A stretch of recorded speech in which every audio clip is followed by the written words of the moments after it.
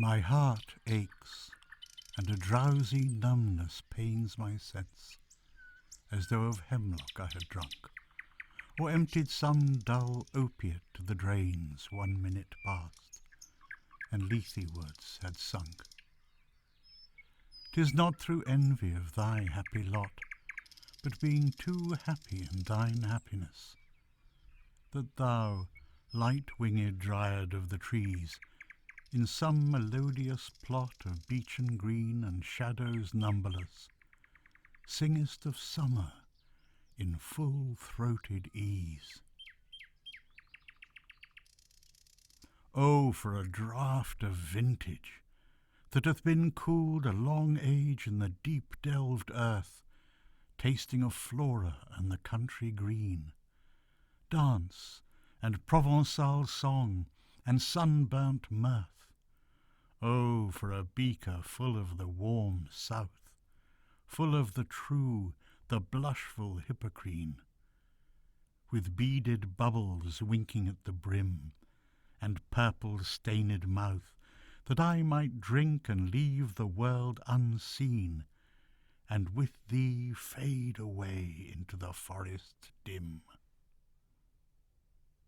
Fade far away, dissolve, and quite forget what thou among the leaves hast never known, the weariness, the fever, and the fret, here, where men sit and hear each other groan, where palsy shakes a few sad last grey hairs, where youth grows pale and spectre-thin and dies, where but to think is to be full of sorrow, and leaden-eyed despairs, where beauty cannot keep her lustrous eyes, or new love pine at them beyond tomorrow.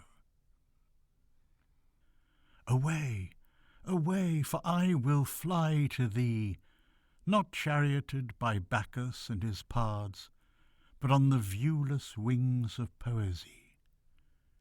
Though the dull brain perplexes and retards, already with thee tender is the night, and haply the queen moon is on her throne, clustered around by all her starry fays.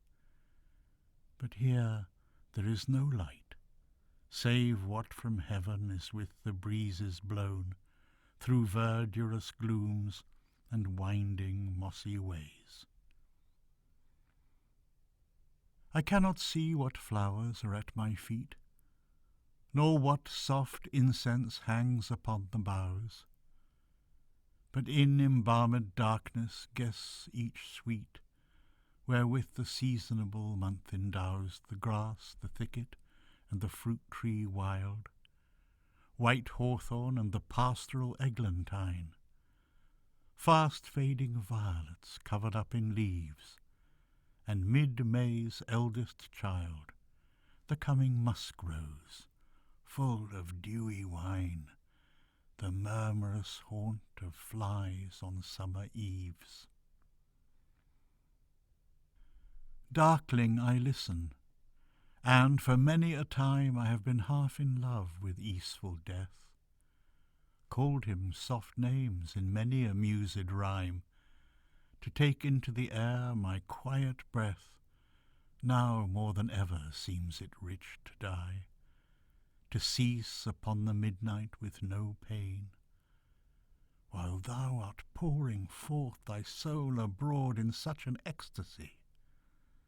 Still wouldst thou sing, and I have ears in vain, to thy high requiem become a sod. Thou wast not born for death, immortal bird. No hungry generations tread thee down. The voice I hear this passing night was heard in ancient days by emperor and clown. Perhaps the self-same song that found a path through the sad heart of Ruth, when, sick for home, she stood in tears amid the alien corn, the same that oft times hath charmed magic casements, opening on the foam of perilous seas, in fairy lands forlorn. Forlorn, the very word is like a bell, to toll me back from thee to my sole self. Adieu, the fancy cannot cheat so well, as she is famed to do, deceiving elf. Adieu, adieu, thy plaintive anthem fades, past the near meadows, over the still stream, up the hillside, and now 'tis buried deep in the next valley glades. Was it a vision, or a waking dream? Fled is that music. Do I wake or sleep?